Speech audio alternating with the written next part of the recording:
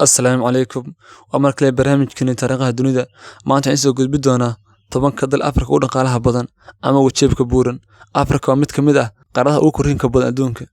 Intaan u gelin barnaamijka, haddii aad nooc cusub tahay, fadlan subscribe saar, gabalka furo si aad ula socoto barnaamijyada kale ee aan soo gelino channelkeena. Mahadsanid. Waxaan ka soo bilaabayaa lambarka 10aad ilaa aan ka gaaro kan koowaad. Lambarka 10aad, Tansaaniya. Tansaaniya waa dal ku yaala bari Afrika. Waxa uu xuduud la leeyahay 8 dal oo kala ah: Uganda, Rwanda, Zambia, Malawi, Kenya, Congo, Burundi iyo Mozambique. Waddankan Tansaaniya dadka ku nool waxa loo qiyaasaa 59 milyan oo qof. Waana dalka 24 adduunka ugu dadka badan. Dhankan qaaradda Afrikana waa dalka 5aad. Waxa uu ku fadhiyaa wax ka badan 900,000 kiiloomitir square ah. Waana dalka 23aad ee adduunka ugu dhulka weyn. Dhankan qaaradda Afrikana waa dalka 13aad. Caasimada waddankan waa Dodoma, maahan Dar es Salaam, balse Dar es Salaam waa magaalada ugu weyn oo dadka badan. Waxaana ku nool dad ka badan 6 milyan oo qof. Dhanka diimaha waddankan 64% waa Kirishtan, 35% waa Muslim. Dadka diimo dhaqameedka haysta waa 1.8, halka dadka aan wax diin haysan ay gaarayaan 1.4. GDP-ga ama miisaaniyadda waddankan waa 62 bilyan oo dollar. Isha ugu weyn waddankan waa wax-soo-saarka beeraha. Lambarka 9aad, dalka Ghana.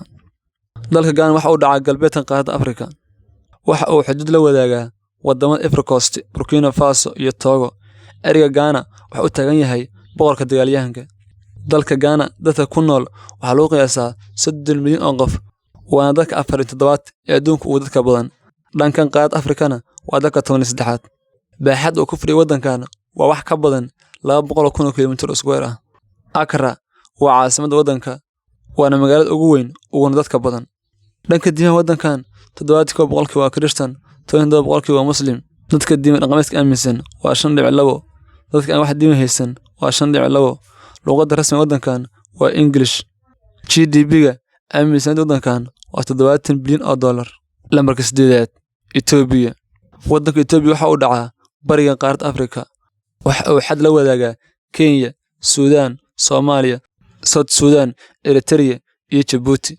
Tirada dadka ku nool waxaa loo qiyaasaa 114 milyan oo qof. Waana dalka 12 adduunka ugu dadka badan. Dhankan qaaradda Afrikana waa dalka 2aad. Baaxadda uu ku fadhiyo waddankan waa wax ka badan 1 milyan oo kiiloomitir square ah. Addis Ababa waa caasimadda dalkan, waa magaalada ugu weyn oo dadka badan. Waxaana ku nool 3,384,000 oo qof. Dhanka diimaha waddankan 62% waa Kirishtan, 34% waa Muslim. Dadka haysta diimo dhaqameedka waa 3.9. Luqadda rasmiga ee waddanka laga hadlo waa Amharic. GDP-ga ama miisaaniyadda waddankan waa 90 bilyan oo dollar. Waddanka dhaqaalihiisa wuxuu ku tiirsan yahay beeraha iyo alaabaha oo dibadda u dhoofiyo sida kafeega. Lambarka 7aad, Angola. Dalka Angola waxa uu dhacaa koonfurta qaaradda Afrika. Waxa uu xad la wadaagaa wadamada kale ah Zambia, Namibia iyo Congo. Tirada dadka dalkan ku nool waa 32,866,000 oo qof. Waana dalka 44 ee caalamka ugu dadka badan. Dhankan qaaradda Afrikana waa dalka 12aad. Baaxadda waddankan ku fadhiyo waa wax ka badan 1 milyan oo kiiloomitir square ah. Uganda waa caasimadda waddankan, waana magaalada ugu weyn. Waxaana ku nool dad lagu qiyaasay 2,372,000 oo qof. Dhanka diimaha waddankan 79% waa Kirishtan, 12% waa dad aan wax diin haysan, 6.5 waa dad diimo kale aaminsan, halka Muslimku yahay 2.5. Luqadda rasmiga ah waa Boortaqiis. GDP-ga ama miisaaniyadda waddankan waa 100 bilyan oo dollar. Isha dhaqaalaha waddankan waa shidaalka iyo diamond-ka oo dibadda u dhoofiyo. Lambarka 6aad, Kenya. Kenya waxay dhacdaa bari Afrika. Waxayna xad la wadaagtaa 5 dal oo kala ah Uganda, Tansaaniya, Itoobiya, South Sudan iyo Soomaaliya. Tirada dadka ku nool waxaa loo qiyaasaa 53 milyan oo qof. Waana dalka 27aad ee adduunka ugu dadka badan. Dhanka qaaradda Afrikana waa dalka 7aad. Baaxadda uu ku fadhiyo waddankan waa wax ka badan 500,000 kiiloomitir square ah. Nairobi waa caasimadda waddankan, waana magaalada ugu weyn uguna dadka badan. Waxaana ku nool dad gaaraya 4,556,000 oo qof. Dhanka diimaha waddankan 83% waa Kirishtan, 12% waa Muslim. Halka dadka diimo dhaqameedka haysta ay yihiin 10.1. 2.4 waa dad aan wax diin haysan, 1.7 waa dad diimo kale haysta. Luqadda rasmiga ee waddankan waa Swahili iyo English. GDP-ga miisaaniyadda waddankan waa 99 bilyan oo dollar. Ilaha wax soo saarka waddankan waa warshadaha, beeraha, kalluunka iyo alaabaha oo dibadda u dhoofiyo. Lambarka 5 boqortooyada Morocco. Morocco waxa ay dhacdaa waqooyi galbeed ee Afrika, waxayna xad la wadaagtaa Algeria oo ka xigta dhanka bari. Waqooyi waa ka xigta badda fadhisa ama badda Atlantika. Tirada dadka ku nool waxaa lagu qiyaasaa 36,862,000 oo qof. Waa dadka afraad ee caalamka ugu dadka badan. Dhankan qaaradda Afrikana waa dadka 11aad. Masaafada ku fadhiya waddankan waa wax ka badan 400,000 kilomitir square ah. Caasimadda waddankan waa Rabat, waana magaalada labaad ugu weyn. Waxaana ku nool dad lagu qiyaasay 1,865,000 oo qof. Dhanka diinta waddankan waa dad Muslim Sunni ah. Luqadda rasmiga ah waa Arabic. GDP-ga ama miisaaniyadda waddankan waa 120 bilyan oo dollar. Isha dhaqaalaha ugu weyn waddankan waa beeraha, kalluunka, dalxiiska iyo alaabaha oo dibadda u dhoofiyo.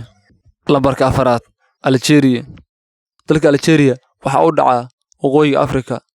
Waxa waqooyiga ka xiga badda dhexe ama Mediterranean Sea.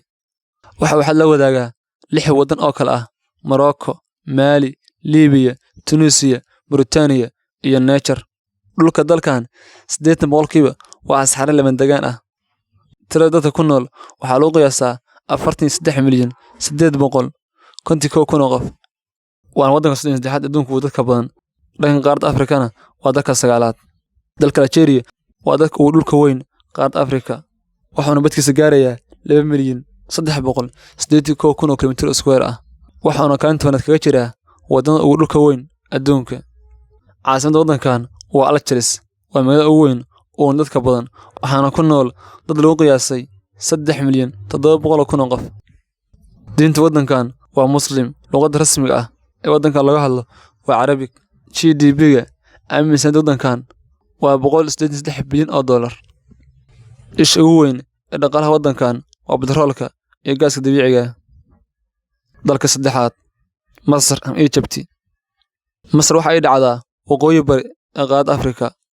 Waxaa dhanka waqooyi ka xiga badda dhexe ama Mediterranean Sea. Dhanka waqooyi barina Israel iyo marinka Gaza ee Falastiin. Waxaa dhanka koonfureed ka xiga Suudaan. Dhanka galbeedna Liibiya. Tirada dadka ku nool Masar waxaa lagu qiyaasaa 102,334,000 oo qof. Waana dalka 14aad ee adduunka ugu dadka badan. Dhankan qaaradda Afrikana waa dalka 3aad. Baaxadda oo ku fadhiya waddankan waa wax ka badan 1 milyan oo kilomitir square ah. Qaahira waa caasimadda waddankan, waana magaalada ugu weyn oo dadka badan. Waxaana ku nool dad lagu qiyaasay 20 milyan oo qof. Diinta dalkan 90% waa Muslim, halka 10 ay tahay Kirishtan. GDP-ga ama miisaaniyadda waddankan waxaa lagu qiyaasay 300 bilyan oo dollar. Waxaana dhaqaalihiisu ku tirsan yahay shidaalka, beeraha iyo alaabaha oo dibadda u dhoofiyo. Lambarka 2 South Africa. Waxa uu dhacaa koonfurta Afrika.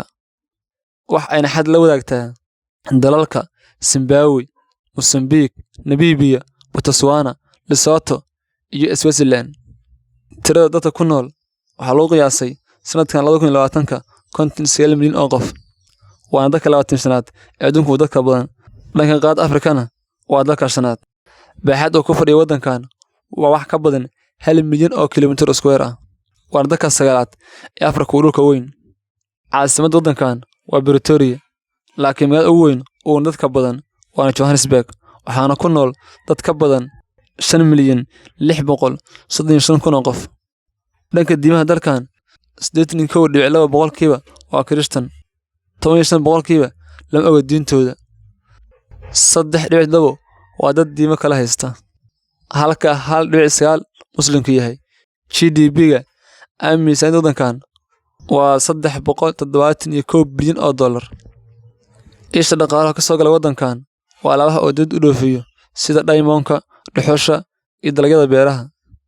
Lambarka 1 Nigeria. Waa waddanka u dhaqaalaha badan qaaradda Afrika. Waxa uu dhacaa galbeedka Afrika. Waxa uu xal la wadaagaa dalal kala ah Benin, Chad, Cameroon iyo Niger. Nigeria waa dalka ugu dadka badan qaaradda Afrika. Sanadkan 2020 waxaa lagu qiyaasay 206,542,000 oo qof. waana dalka toddobaad ee adduunka ugu dadka badan. Baaxadda ku fadhiya waddankan waa wax ka badan 900,000 oo kiiloomitir square ah. Waa dalka 14aad ee Afrika dhulka weyn.